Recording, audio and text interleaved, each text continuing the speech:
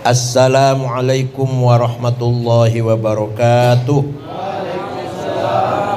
Bismillah, alhamdulillah, wassalatu wassalamu ala sayyidina Muhammad Rasulillah wa ala alihi wa sahbihi wa man tabi'a sunnatahu wa jama'atah min yaumina hadha ila yaumin hadha.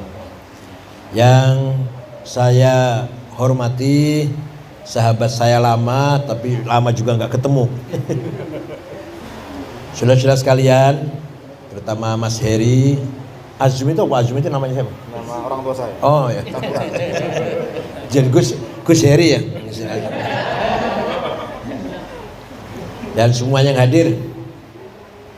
Saya pertama kali kenal dengan Gus Dur tahun 89. Saya masih belajar di Ummul Qura di Mekah.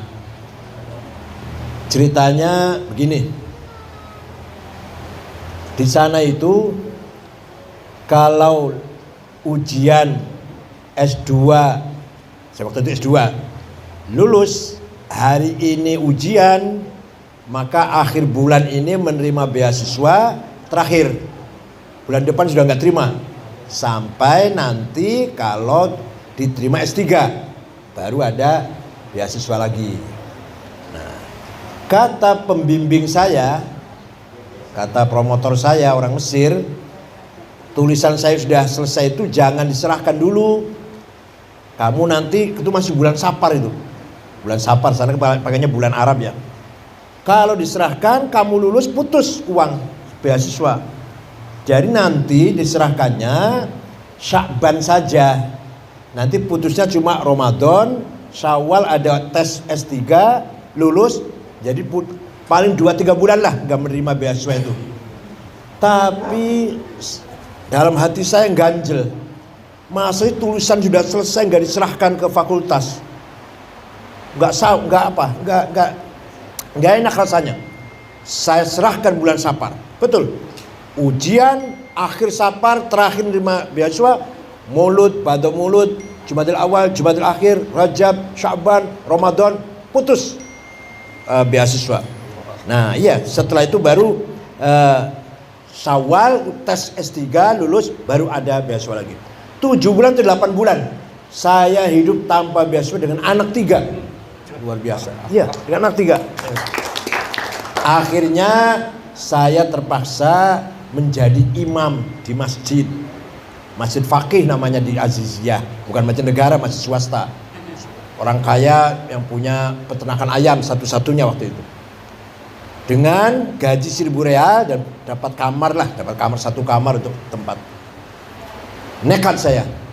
Jadi imam tuh berat loh. Di sana harus hadir kecuali ada halangan yang tertentu. Gak bisa seenaknya, harus terus ngimami tiap hari 5 kali. Berat loh. Kalau hanya seminggu khutbah Jumat enak gitu. Tiap hari ngimami 5 kali itu berat. Kecuali ada udzur baru saya wakilkan, saya cari teman untuk mewakilkan, ada urusan apa. Walhasil saya jadi imam masjid tidak lillahi ta'ala, karena ingin menyambung hidup, menunggu sampai lulus apa tidak S3 itu. Nah, tapi Tuhan yang ngatur. Kehendak Tuhan yang ngatur. Dengan adanya saya jadi imam, saya terkenal. Kalau hanya mahasiswa saja belum terkenal. Jadi imam saya terkenal di kalangan TKI.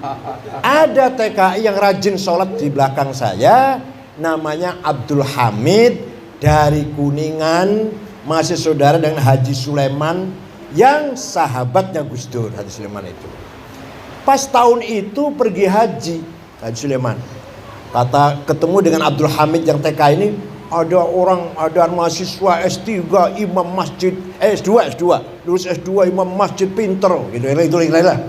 Ayo sholat sana, mampir ke ruang saya, ngobrol, pulang lapor ke Gus Dur. Ada anak namanya Said Agil gini. Nah, Gus Dur umroh mampir ke saya. Jadi seandainya saya tidak jadi imam, belum tentu secepat itu kenal dengan Gus Dur. Ketika umroh itu dengan rombongan Kiai Nur Muhammad, banyak rombongannya. Gus Dur nggak mau tinggal di hotel, di rumah saya. Ya hari sehari cuma 24 jam tuh ngobrol lah 24 jam itu. Iya, ilmu ya apalah semua diobrolkan. Saya baru tahu kedalaman ilmunya Gus Dur dan kedalaman cara berpikirnya Gus Dur. Kemudian haji dengan Pak Harto, dengan Pak Yusuf Hasim, dengan Ketua Muhammadiyah, tidak mau tinggal di hotel yang dengan Pak Harto, misah mental, misah dengan saya di rumah saya waktu itu. Walhasil bertanya dengan saya lah kira-kira itu. Mulailah beliau sebelum saya pulang sudah ngomong di muktamar Krapyak dan dikutip oleh majalah Umat, waktu aja majalah Umat, kalau NU mau maju cara berpikir tasawuf harus dirubah. Ini ada anak yang lagi S3 nulis tasawuf, nanti kalau pulang akan merubah cara berpikir mainstream Pak. Jadi saya belum pulang nama saya udah dikenal di PBNU. Pak Bagja udah kenal, Mustafa Zuhad udah dengar nama saya kira-kira. Walhasil gitu ceritanya lah. Kemudian saya lulus 94 S3 cum laude. Saya pulang diterima Gus Dur ada tanah, kalau rumah bangun sendiri tapi tanah pesantren di sebelahnya Gus Dur sana. Begitu muktamar Cipasung saya diajak dan baru tahu kali itu muktamar yang sangat panas, muktamar yang sangat mengerikan, menakutkan. Tapi saya lihat Gus Dur tenang, yakin, percaya diri, sedikit pun tidak ada rasa takut, sedikit pun tidak rasa grogi. Padahal waktu itu kiai-kiai pun diancam, ditindas, jangan minum Gus Dur, asal ABG, asal bukan Gus Dur. Mau Pak Khalid Mawardi boleh, mau Fahmi Syaifuddin boleh. Ternyata nggak laku. Yang agak laku Abu Hasan karena ada uangnya. Jadi peserta muktamar itu ada kalanya kiai atau pengurus NU yang sudah dibawai rasa takut atau sudah dihimbau dengan uang, atau malah yang paling konyol, peserta muktamar itu bukan pengurus NU yang dari luar Jawa itu kebanyakan. Waktu itu ada namanya Sospol pakai baju koko, pakai sarung kalungan sorban, kopiah hitam. Itu baru bukan pengurus NU, bukan itu. Tapi alhamdulillah muktamar Cipasung malah membesarkan Gus Dur yang luar biasa. Ditindas, ditekan, diancam, semakin Gus Dur itu besar. Dari situlah mulai Gus Dur menjadi sentral. Ya, semua yang non muslim, yang sekuler, yang kejawen, yang abangan, semua datang ke Ciganjur waktu itu. The facto pemerintah ada di Ciganjur waktu itu. Bukan di istana. Iya, Pak. Setiap hari tamu luar biasa, wartawan waktu itu masih aneh kan? Wartawan masih setiap hari kamera tuh di depan Masjid Gus Dur. Tamu itu siapa? Yang paling heran lagi ketika ada siapa? Dari Bank Dunia, bukan dari apa? Yang memberi utang pinjaman pada Pak Harto dulu. IMF, Habernis namanya. Itu waktu Pak Harto tanda tangan dia meteng-teng. Tapi datang Gus Dur di rumah Ciganjur, sepatunya dilepas, salamannya bungkuk. Hasil luar biasa waktu itu. Lagi orang kalau Allah membesarkan manusia itu luar biasa. Orang luar negeri pun dengan Gus Dur gondok. Semua akhirnya datang ke Ciganjur. Pak SBY, Pak Hartono yang tadinya berperan ketika Cipasung lah, karena dia mendagri waktu itu.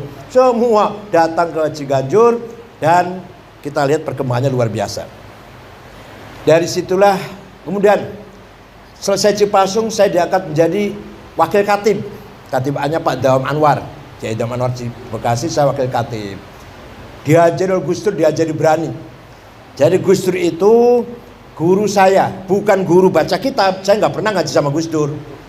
Tapi guru ilmul ahwal, bukan ilmul maqal, bukan makalah, tapi memahami kondisi, memahami situasi. Sampai ini harus begini, ini tempatnya sampai di sini, pasnya di sini, harus begini.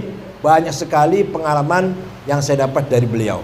Bukan pengalaman, bukan guru ilmu materi, bukan.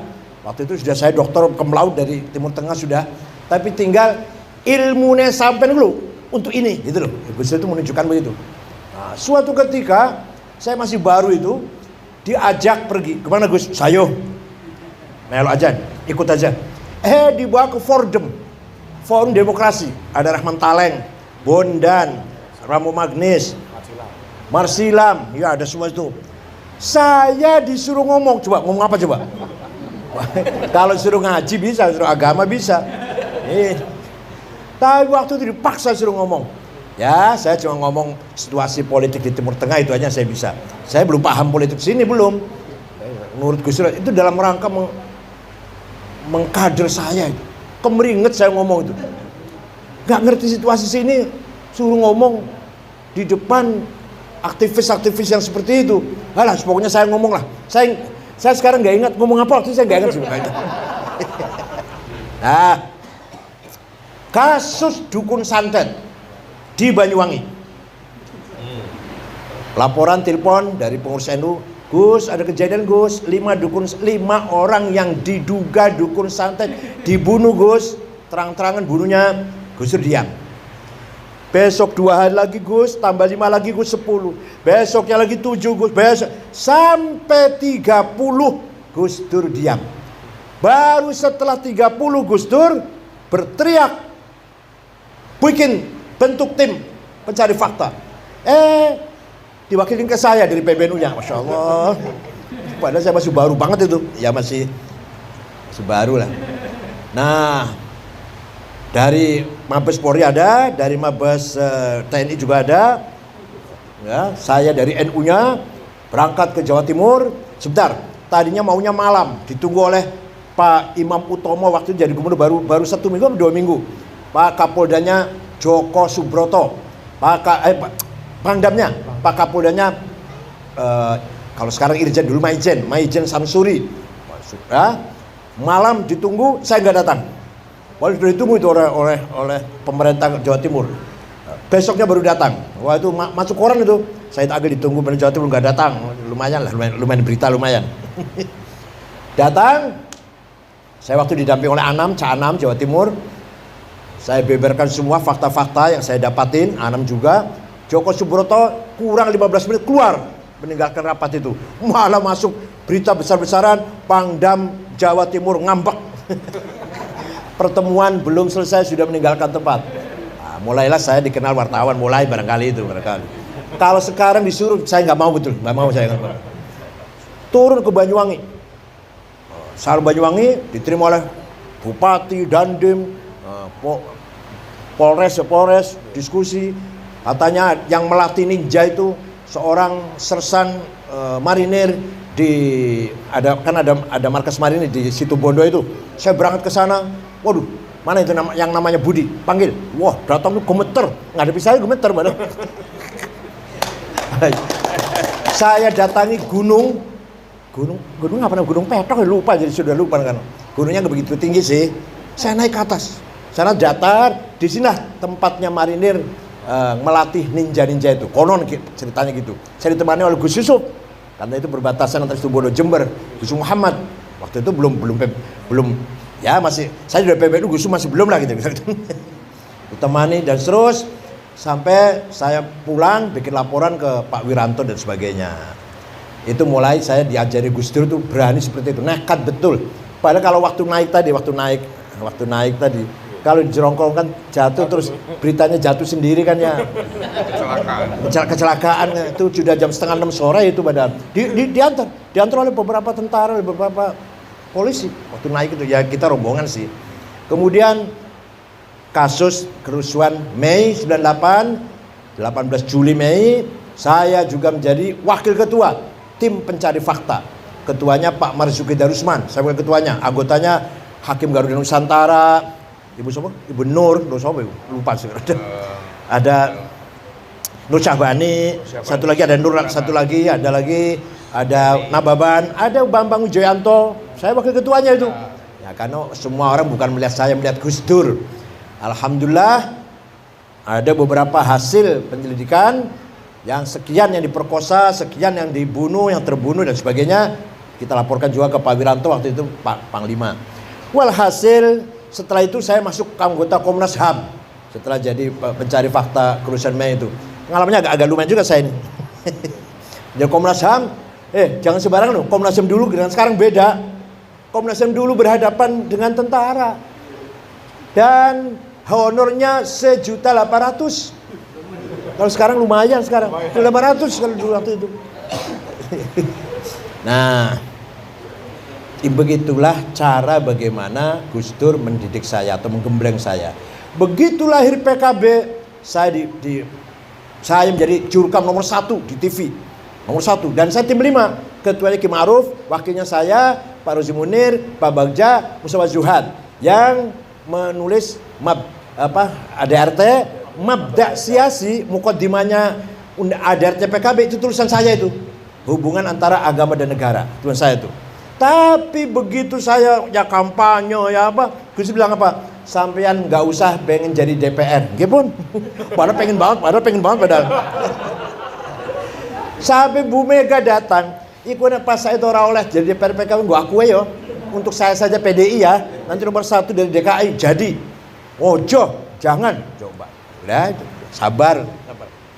Lah, begitu Gus jadi presiden, saya diomongin lagi di Hotel Syahid. Saya harus sampai jadi menteri ya, Masya Allah. Pada orang-orang semua meyakini saya akan jadi menterinya lah. Sampai Pak Amir Rais ketika nyusun kabinet, ada Amir Rais, ada Pak Akbar Tanjung. Saya nggak masuk sampai kaget Pak Amir Rais. Pasti gak dibawa Gus. Jawabnya nggak bisa bahasa Inggris, Masya Allah. Remeh banget jawabnya itu. Padahal nyuwun sewu ini cerita bukan cerita ya. Padahal yang jadi menteri agama Pak Tolha juga nggak bisa bahasa Inggris, sama aja. Pak Tolha Hasan. Ya ini cerita bukan ini, supaya perjalanan saya begitu. Begitu mau di Muktamar NU di Lubuk saya maju, yang tadinya Gus Dur itu mendukung, kurang 6 bulan Gus Dur nggak dukung. Dukungnya Pak Hashim Muzadi. Gak apa-apa, itu saya terima, itu supaya saya mateng betul itu. Saya tetap maju. Ya kalah. Didukung presiden Pak Hashim. Masa pasti menang, tapi walaupun begitu terpautnya hanya 35. Terpautnya 35 dengan Pak Hashim. Dengan segala Gus Dur perintahkan kepada semua kirim fax dari Italia. Waktu itu buka muktamar pergi Italia. Ada fax datang masuk ke Kiai Idris. Jangan, harus Hashim Muzadi yang jadi. Nah, Kiai rapat, ya kumpul. Kiai Abdul Abbas, Kiai Fuad Hashim di rumahnya. Gimana ini? Ya ini kena presiden harus kita. Ya udah, walhasil gitulah. Walhasil saya dicegah jangan sampai jadi ketua umum. Karena apa? Belum mateng, udah titik. Saya tahu masalahnya, belum mateng. Pak Hashim Muzadi lebih mateng dalam organisasi, dalam manajemen, itu ceritanya. Nah, kalau kelebihan Gus Dur sangat banyak sekali. Seorang ulama yang betul-betul menguasai ilmu agama ya Gus Dur. Terutama sekali sejarah, peradaban, filsafat, dan seterusnya. Bukan hanya sejarah Islam, sejarah dunia. Bukan hanya sejarah dunia, sejarah Cina, sejarah mana aja dia tahu. Namanya orang terkenal, ulama, filosof, raja, penguasa, orang kaya, artis, terus olahragawan atlet. Nah, apal namanya. Sedunia lu ya, sedunia. Bukan se-Indonesia bukan. Namanya pemain sepak bola Spanyol siapa-siapa, pemain sepak bola Prancis siapa-siapa, pemain sepak bola Brazil siapa-siapa, apal itu. Artis siapa-siapa, artis terkenal yang terkenal ya. Orang kaya siapa-siapa di dunia ini, orang pinter siapa-siapa di dunia ini. Terus saya baru kagum dengan Gus Dur itu. Nggak punya buku agenda harian, nggak punya. Memori itu nggak punya. Tanggal sekian ke sini, tanggal sekian ke sini, tanggal sekian ke sini. Suatu ketika, saya habis ngimami sholat di Masjid Gus Dur, duduk di kursi depan. Datanglah Pak Mundir apa? Depan itu ke Mundir Suparta. Gus Dur wonten. Saya lagi nunggu nih, belum pulang dari luar kota ini mau pulang. Tadi saya telepon, belum ada HP kan? Saya telepon ke rumah, Gus Dur jawab kok. Gus Dur jawab, saya telepon. Gus, saya mau sowan apa? Mau undang acara tanggal sekian. Waduh, maaf nggak bisa. Itu haulnya Kiai Ali Maksum. Yakin Gus Dur suaranya itu bukan pembantu, bukan siapa-siapa.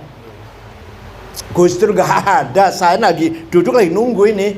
Betul, Gus Dur datang. Gak lama Gus Dur datang. Salaman masuk, menyampaikan maksudnya, gak bisa. Malam itu saya haul kelapa. Persis jawabannya kayak di telepon tadi. Tapi waktu ditelepon tuh siapa itu? Nah itu yang luar biasa di situ. Kejadian betul itu, kejadian betul. Wah, kalau kejadian lagi waktu umroh dengan Gus Nur itu, dengan Nur Muhammad itu, Kiai Nur Muhammad di Madinah, lepas sholat Isya jalan-jalan cari ulama yang menurut Gus Nur hebat. Ada ulama jenggotnya panjang, pakai gamis, udung-udungnya besar, kitabnya setumpuk, ngajar muridnya banyak. Nih Gus, bukan. Cari lagi, kan banyak orang kiai yang ngajar banyak. Nih Gus, bukan. Ini Gus, bukan.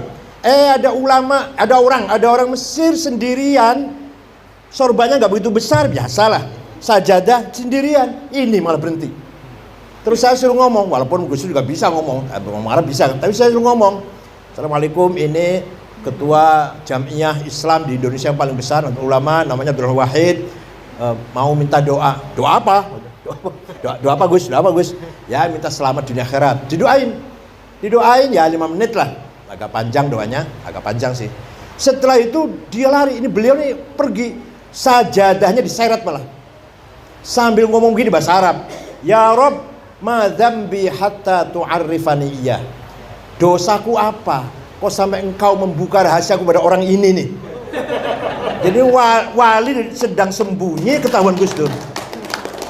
Orang lain gak akan tahu dia wali, Gus Dur tahu. Sampai dia merasa punya dosa apa? Saya lagi sembunyi kok, lagi nyamar ketahuan. Padahal intel ketahuan lah, kamu intel ya. Terus mencari kuburannya Imam Ali Uraidi bin Ja'far Shadiq. Waktu sudah di tengah-tengah kebun korma dan sudah di pagar kelilingnya udah dihancurkan lah, karena di sana nggak boleh ziarah kubur kan. Ya ada saja orang ziarah sih. Gus Dur mau baca Fatihah 1000 kali, saya Haji Sulaiman dan beliau. Baru 35-an atau 40 lah, polisi datang, ngusir. Apa Gus Dur apa? Anta adullah, kamu musuh Allah. Nggak apa-apa tuh. Padahal biasa orang Saudi kalau gitu kan marah kan. Nggak dibiarkan tuh. Walhasil gagal baca Fatihah 1000 kali. Itu pengalaman saya dengan beliau. Pengalaman ziarah ke Sunan Ampel. Ya rombongan saya, Haji Sulaiman, Haji Masnu, Gus Mu'ad, Gus Thohir, Gus Lukman. Nah, ya. Terus jam 12 malam baru masuk ziarah ke Sunan Ampel. Kita ini disuruh baca la ilallah keras. La ilaha illallah, la ilaha. Gusnya diem aja. Enak banget ya. 1 jam. La ilaha illallah. Kendor nggak boleh. La ilaha. Juru kuncinya namanya Kiai Nawawi. Nggak boleh kita berhenti dan nggak boleh kita kendor. Terus. La ilaha illallah keras. Gusnya diem aja. Ternyata ketika diam itu lagi mukhatabah, lagi dialog dengan Sunan Ampel. Isinya antara lain, jangan takut, jangan khawatir, kamu pasti dilindungi oleh Allah. Ini jauh sebelum jadi presiden belum. Kemudian buka puasa, ini ceritanya nggak urut ya, nggak apa-apa ya. Buka puasa di rumahnya Pak Rozi Muni di Puncak. Saya satu mobil dengan Mas Saiful dengan Muhaimin. Waktu itu masih kaya saya dengan Mas Imin, dengan Mas Saiful masih kaya saya. Saya mobilnya Kijang Perkasa baru masih. Mas Imin masih halal masih. Mas Saiful masih mobilnya apa? Katana. Kalau Mas Imin Holden yang kuno banget lah, masih kaya saya lah. Nah berangkat di sana Pak Mustafa Zuhad, Rozimun, dari Pak Bagja, ada malah fotonya ada di sini, ada. Dah kita buka pakai ikan karena ada kolamnya. Terus sholat taraweh, ada Pak Matori juga. Gus Dur baru datang dengan Haji Sulaiman. Rupanya bukanya sate di tengah jalan. Setelah sholat taraweh buka duren. Nah, kita makan duren. Gus Dur makan banyak. Oleh Mbak Yeni ditegur, Pak, orang popo, nggak apa-apa. Pulang dari sana jam 2 muntah-muntah di rumah. Besoknya masih menghadiri buka bersama undangan media Indonesia, koran media Indonesia. Gus Dur datang. Besoknya itu baru dalam keadaan kurang sehat lah. Pulang dari media Indonesia ke PBNU sudah nggak bisa turun dari mobil. Di papa, muntah-muntah di toilet. PBNU yang jelek itu bukan PBNU sekarang, yang jelek itu langsung dibawa ke Cipto. Jam 9 malam digeragaji, dioperasi otaknya. Jam 1 siang siuman.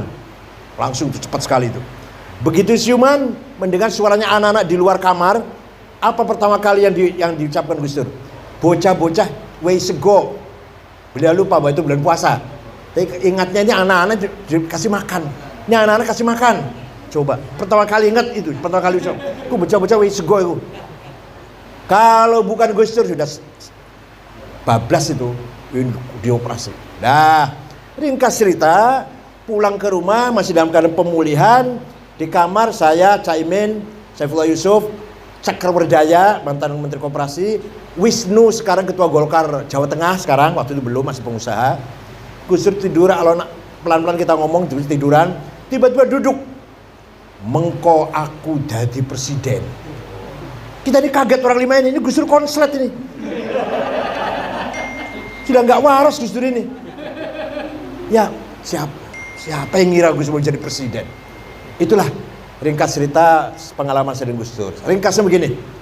Kalau ada seorang alim agama berhadapan dengan Gus Dur, dia akan merasa bodoh di depan orang paham agama betul.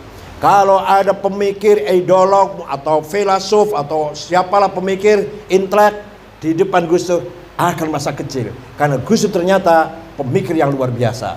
Bahkan pikirannya jauh ke depan. Kalau ada seorang budayawan, seniman di depan Gus Dur, merasa kecil, merasa rendah, merasa ketinggalan. Gus Dur lebih dalam seninya, lebih dalam budayanya, luar biasa. Bisa menikmati Beethoven ya? Beethoven. Bisa menikmati gending Jawa. Fasyu luar biasa. Kalau mendengarkan wayang sampai selesai didengarkan. Padahal lewat telinga aja nggak lihat. Pernah ada Piala Dunia, pertama kali Prancis lawan Spanyol. Itu Gus Dur hanya mendengarkan, Spanyol kalah 0-1 ini. Betul 0-1 kalah. Kalau ada seorang aktivis di depan Gus Dur akan merasa rendah, akan merasa kecil. Ternyata Gus Dur lebih dari seorang aktivis.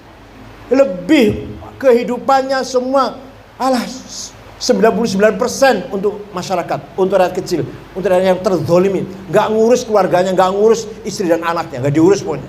Yang diurus semua kepentingan orang banyak. Kalau ada seorang politisi di depan Gus Dur akan ketinggalan jauh. Politik Gus Dur tajam sekali. Walhasil, ini salah satu politik Gus Dur salah satunya. Ini terang-terang aja nggak apa-apa lah, terang-terang aja ya.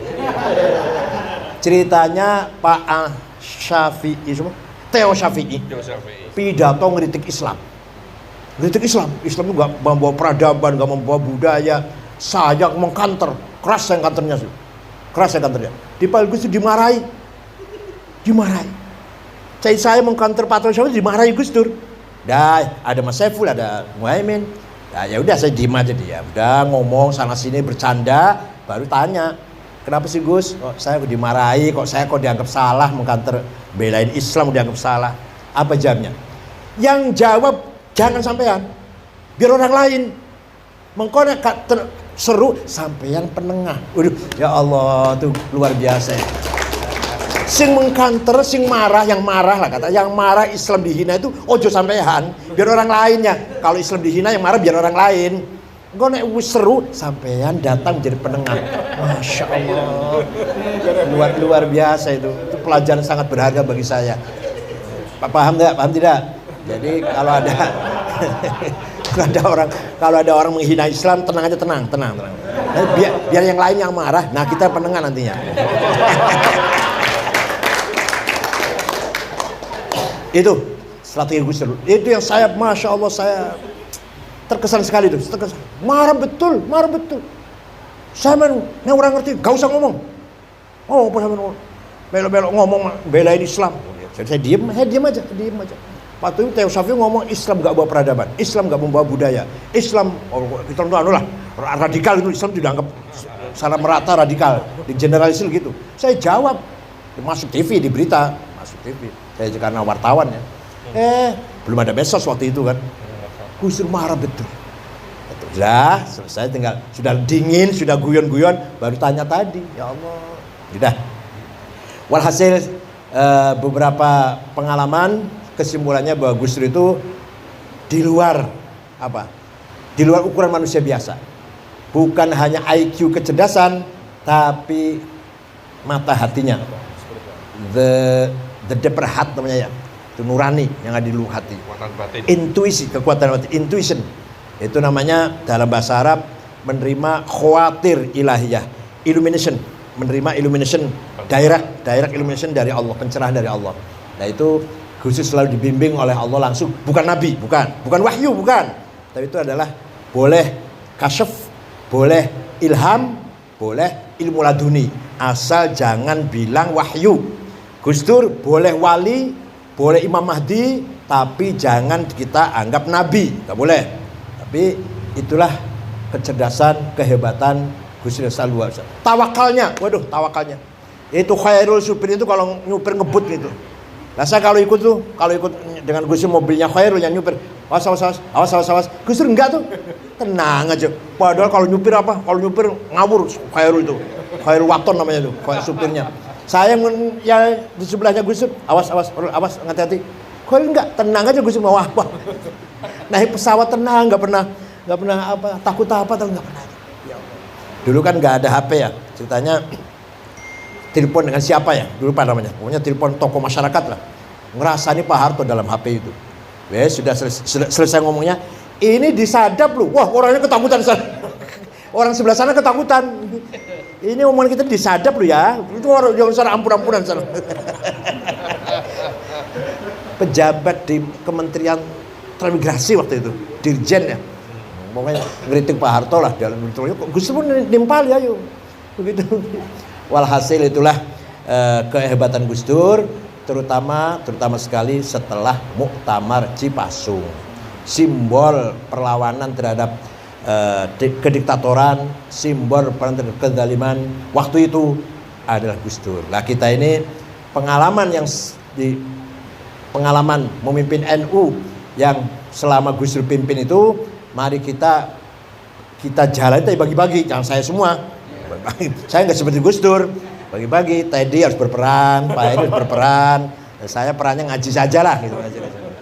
Maka harus kolegial, cari orang yang perfect kayak Gus Dur ya sulit. Tapi kita bagaimanapun prinsip kita nggak bisa bergeser. NU punya prinsip yang tidak bisa bergeser. Tawassut moderat itu butuh cerdas. Kalau nggak cerdas nggak mungkin tawassut. Orang kalau nggak cerdas nggak mungkin tawassut. Ya kalau orang nggak tawassut ya nggak cerdas itulah. Kedua, tasamuh, toleran. Orang toleran berarti akhlaknya mulia. Orang nggak toleran berarti akhlaknya ada sesuatu dalam akhlaknya. Jadi kalau mau akhlaknya mulia, tasamuh. Kalau mau cerdas, tawassut. Atau dibalik, kalau mau tawassut cerdas. Kalau mau toleran ya akhlaknya mulia dulu, baru bisa toleran. Nah itu kita prinsip. Dan tetap kita nggak lepas dari Quran, jangan khawatir. Contoh satu aja nih. Wala tasubbul ladzina yad'una min dunillah fayasubbul adwan bighairi ilm kadzalika zayyana likulli ummatin amalahum. Gus Dur enggak pernah dalil kalau saya keluarkan Qur'annya. Kalau Gus Dur enggak pernah ngutip Quran. Jangan kamu sekali-kali mencaci maki Tuhan orang lain. Wala tasubbul ladzina yad'una min dunillah. Nanti mereka mencaci maki Tuhanmu Allah. Akan terjadi saling caci maki bighairi ilm yang enggak ada gunanya. Kadzalika zayyana likulli ummatin amalahum. Demikianlah kata Allah, saya jadikan bagi setiap umat, setiap kelompok punya kebanggaan dengan agama dan budayanya masing-masing. Coba Qur'annya itu. Gus Dur enggak pernah mengeluarkan ayat itu. Demikian kata Allah, masing-masing umat itu punya budayanya, punya karakternya, punya agamanya. Jangan kamu caci maki atau melecehkan. Bahkan harus kita saling menghormati. Itu salah satu ayat yang paling penting, prinsip Nahdlatul Ulama seperti itu. Oleh karena itu, apapun kondisi situasinya, bagaimanapun, ayo kita bersama-sama menjaga, merawat, menyelamatkan dan memperkuat Nahdlatul Ulama sebagai kekuatan civil society yang sudah bukti nyata peranannya dalam membangun bangsa yang dua ya, bangsa yang beragama dengan benar dan bangsa yang bernegara dengan benar. Gus Dur mewarisi kearifannya ayahandanya Wahid Hasyim. Wahid Hasyim begini ceritanya. Wahid Hasyim ketika kan beliau anggota BPUPKI, tanggal 18 Agustus 45 rapat, ketuhanan yang Maha Esa dengan berkewajiban menjalankan syariat Islam bagi para pemeluknya. Nah ini tambahan ini 7 kata orang-orang non muslim terutama dari Indonesia Timur nggak setuju. Karena nanti jadi negara Islam kalau ada syariat-syariat begini. Nggak setuju. Kalau dipaksa saya keluar dari NKRI. Kira-kira begitu bahasanya. Kiai Wahid Hasyim pulang ke Tebu Ireng karena belum ada WA kan. Menghadap ayahandanya Kiai Hasyim Asy'ari gini. Kiai Hasyim Asy'ari jawabnya, ya nanti malam saya sholat dulu minta petunjuk pada Allah. Besok pagi Wahid saya setuju Piagam Jakarta 7 kata itu dicoret, saya setuju. Yang penting negara kuat dulu. Kalau udah kuat, ayo kita membangun peradaban Islam di atas negara yang kuat. Negara bersatu kuat, ayo kita bangun masjid, madrasah, pesantren, tabligh, ceramah, Islam, ngaji di atas negara yang kuat. Lah kalau belum negara yang sudah bertengkar masalah syariat Islam, negaranya belum kuat, syariatnya nggak akan jalan. Contohnya betul Afghanistan. Soviet lari langsung bicara negara Islam, ini negara Islam, syariat Islam. Sampai sekarang 40 tahun perang saudara. Syariat Islamnya nggak terbukti, negaranya carut marut nggak karu-karuan. Padahal cuma 7 suku padahal cuma sukunya. Walhasil itulah kearifan Kiai Hasyim Asy'ari yang diwarisi oleh Wahid Hasyim, Kiai Wahid Hasyim. Kiai Wahid Hasyim itu mewariskan kearifannya kepada putranya Gus Dur atau Kiai Abdul Wahid. Mari kita semua mengenang jasa beliau, menghormati al-maghfur wal marhum, al-maghfurlah wal marhum Kiai Abdul Wahid, askanahu fi jannatih, taghammadahu fi rahmatih, taqabbal hasanatih wa tajawaz an sayyiatih. Syukran wa dumtum fil khairil barakati wan najah. Wallahu fi aqwamit thariq. Wassalamualaikum warahmatullahi wabarakatuh.